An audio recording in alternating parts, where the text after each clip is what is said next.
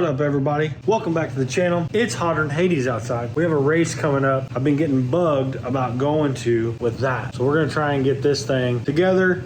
I don't know if we're gonna make it, but we're gonna try. PFI Speed Fest up in Kearney, Nebraska is coming up, and I've been getting bugged pretty extensively about getting the silver car out for this race. The deal with the silver car is the last time we had it out, it was having a little bit of like oil pressure fluctuation. It wasn't terrible, but it was more than I was comfortable with. I want to get the belly pan off this thing, get the oil pan off of it, and we're gonna pull the rod bearings out of this thing, see what they look like, and probably roll in some new. And then we're in the process of taking the old fuel system out. We have a Finishing Lines custom fuel system on this thing. We're gonna pull all the old fuel system out, the tank, the lines, everything out from underneath it, and then we're gonna put a new fuel tank up front here.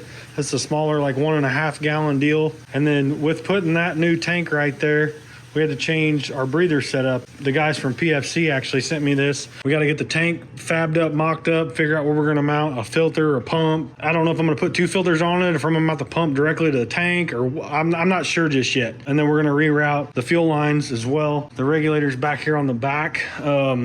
So the feed is on that side like a normal Honda would be, and then the return's on this side, and then goes back to the tank. Well, I think since the feed's over there and the pump or the tank's over there, I think we're gonna switch this to the feed side. That way I've got more room to put everything. If I'm trying to cram a tank, a filter, a pump, a filter, and then lines between here and here, it's gonna be pretty tight. So we're gonna loop it around, go this way, and then this will now be our return. So we'll have to find a new place to mount the reg and all that stuff as well. Or, you know, we can leave the reg there. We're just gonna have to redo a fuel line. Maybe we'll put the reg on the rail, or maybe we can mount the regulator up here. Maybe that's what we can do. Maybe we can make something to mount the regulator where the factory distributor would have been. And then that way we just got a line going from here to the reg, and then out of the reg, well, actually it's gonna go this way and return into the tank there. Maybe that's what we'll do. But we're gonna get started. I'm probably gonna just do the fuel system stuff first. That's gonna be the easiest and probably the cleanest thing to do. On another note, our boy Josh over at Finishing Lines came by the other day, and they are now offering custom throttle cables. He come over, we whipped this up. We're actually gonna change all the brake lines because the brake lines are currently black Teflon coated line and then black shells. And we're gonna change it all over to black and blue. Go check them out, finishinglines.com, hit Josh up. Best customer service in the industry, and that's why we run all the Finishing Lines stuff on our car. I mean, heck, we even got new Finishing Line stuff here we gotta put on. Got the old OG V1 on here. We're gonna put V2 on this thing. We're gonna do some stuff here as well. But yeah, we're gonna clean up all this stuff, so let's get into it. All right, guys, so we're working on getting this tank located. We got the little 3-inch filler neck put on there, got a bracket made, and then I still got to figure out if I'm gonna put like a weld-in bung down there, or if I'm just gonna drill it and then weld a -10 in there. I'll probably end up trying to put it a little bit further forward rather than dead center. But we did get the pump mounted, made a bracket there, used some pre-existing studs on the firewall, so now we'll have a straight shot from the pump. All right, fellas, so we're back at it in the shop, or in the garage, actually, not the shop, the garage, messing with the Civic, the red car as we call it. Speaking of red car,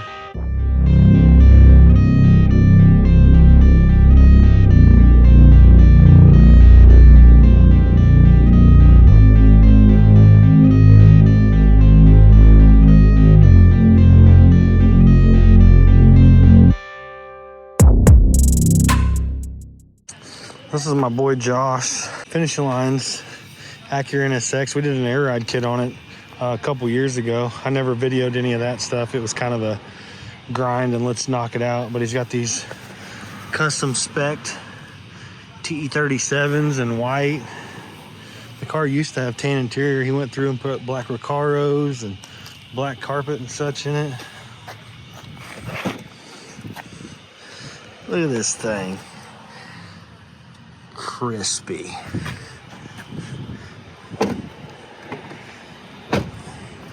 But yeah, that only means one thing. We've got Josh from Finishing Lines out here today, and we're working on the silver car, doing some brake lines. That's such a weird angle. I was going to already kind of put a little example, and I just wanted to double check it before I actually drill.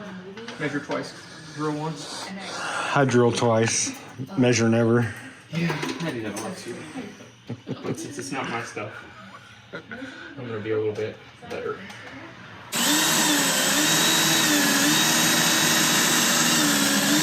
All right, so we got the first pilot hole drilled. We'll go inside the car, drill the hole out, and then we'll put a bulkhead there, and that's where the hard line from the brake master will go into. And then we'll do the same thing for the clutch master over here as well. And then we got all that new billet finishing lines.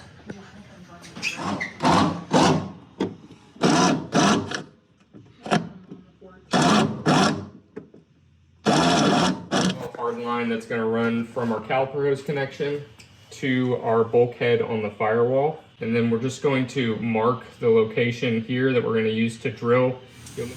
We should loosen that just a tad and kind of point it up a little bit. I think that will alleviate some of that. Well, we got hard lines put on there. Now it's just getting everything tightened up out here. Using the standard side or the metric side? It's definitely metric side. Okay. I was gonna say, you just make sure you gotta use the right side of that wrench.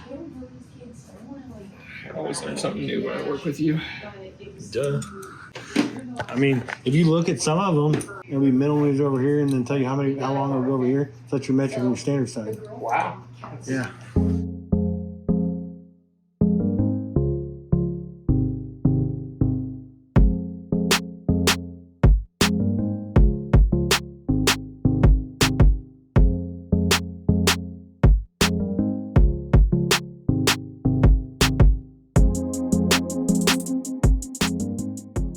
Well, we got the car up on the lift, got the oil drained out of it, and popped the pan off of it. Now we're gonna get up in here and we're gonna pull the pickup tube off of it and the windage tray and stuff. We'll try and start seeing if we can pull some bearings out of this thing. Might be kind of difficult since it is a GSR. It's gonna have the girdle in the middle, so it might be kind of difficult to get to the center too. I guess we'll just see if we can do what we can do. You know, that's all there is. You can just do what you can do. Probably start with the outside ones first, try and go to the innards since they're gonna be the hardest. But anyways, we'll get all this off and start pulling these apart and see what we see. I did go ahead and drop the car down and pull the spark plugs out. That way it makes it easier to rotate over. And it'll make it easier when I go to shove the piston up in the hole. And with that, Jamie, PFI Jamie, gave me a good idea. I don't know why I didn't think of this. He said, get an old rod bolt and weld it to a screwdriver. That way you can thread this in, you can push it up, and then you can leave this in there, and then you can roll the bearing in it and then slide it back down and then put your good bolts back in it.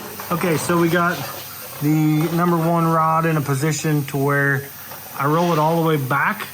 That way when I pull these bolts out, I can use my little handy dandy tool here and I can tap this. It'll separate the cap from the rod, and then we can push the rod up and move it over and drop it down right here in this little area to where we can get to the bearing. We can pull the bearing out, and then we can roll a new bearing in it, push it back up, move it over, pull it back down, and then we'll slide the cap back on it. So maybe you can hear it, and there it's separated. So we'll pop the cap off this, see what the bearing looks like. And here's the bearing. And for something that has, I mean, this thing, honestly, it's been so long, I don't know how many passes it has on it. It probably has, I'd say 15, 20 passes on it, but it has like 4 full dyno sessions on it back when it had Hondata on it, and then went from Hondata to Motec, and that had dyno tunes on it, and then we went from Motec to Fuel Tech. So it honestly looks pretty good. But we're just gonna repeat this process. We'll get this upper bearing off, look at it, and then we'll just go through and we'll repeat the process. The middle 2 are gonna be the hardest, but as long as we roll them back in this little area here, we can get to it with a extension and a socket and still have plenty of room to move it over and drop it down in here. We won't be able to probably come down quite as far. Actually, it probably won't matter. You will be able to come down the same distance because the piston will bottom out in the bore, but this is, the girdle is going to get in your way a little bit, so you'll have to kind of wrestle with that a little bit, but it won't be too bad. But anyways, let's get some new bearings put in this, get those other ones done, and start buttoning this thing back up. And we'll fire it up and see what oil pressure looks like. All right, guys, so it's the next day. And we are still chipping away at the red car, aka the Civic. We got all the bearings and stuff swapped out, and I got the pan and everything put back on. It was late last night, and I attempted to jump start it because the battery was bad. So I attempted to jump start it with the Mustang. And when I was jumping it and I was inside the car, and I didn't video any of this, but when I was in the car and I jump started it, the cable, positive side cable, fell off the battery on the Civic and landed on the metal weight plate and ended up just destroying my jumper cables. But yeah, as you can see there, that's where it landed on the weight plate and just destroyed the cable inside. And yeah, I kept seeing smoke, and I was like, what's smoking? I was like, E85 doesn't smoke. And I hop out of the car. Luckily I shut the car off. I hopped out of the car, and literally because those clamps on the jumper cables are like nylon coated or plastic coated, the plastic was on fire on them. So I jump out, dumb thing, I grabbed them, pulled them off the battery. But I had the cables in the trunk of the car, and the trunk lid was down, and the cables on the Mustang were on fire too. It was so hot and flaming that it like started to melt the battery and stuff. I mean, it was borderline about to get real hairy. But luckily our battery showed up today, our new one. This was an Amazon purchase, but it is a 600 cold cranking amp battery, where this one I think is 310. Yeah. On an upside, this one is lithium ion and this one's acid filled. That battery there is 2.5 pounds and this one is 6. So, I mean, if you're trying to save weight, that's pretty good deal. We're gonna get that thrown on the car, try and fire it up without jumper cables on it and burning everything down. But let's get this battery tossed in and we'll start it up.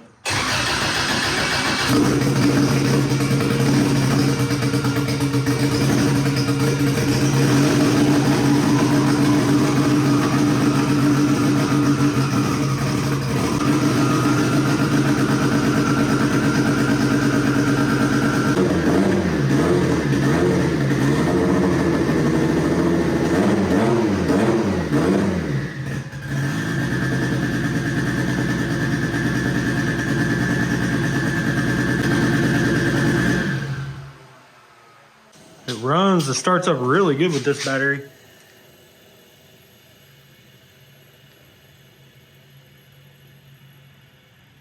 Starts up really good with this battery.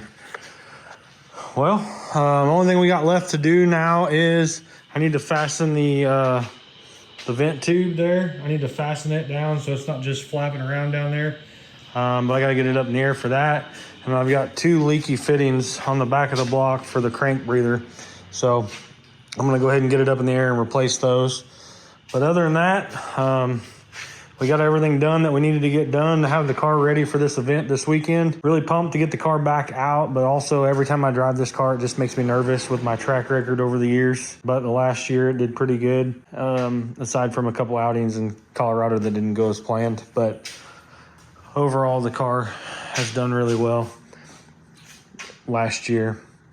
But we'll see how we'll hopefully get it out for a couple events this year. We'll do the PFI Speed Fest coming up in Kearney this weekend, and then we've got an import face-off coming up in October out here at the new Flying H drag strip. But that's gonna do it for today's video, guys. Can't wait to get this thing out. Hopefully, fingers crossed, everything goes well.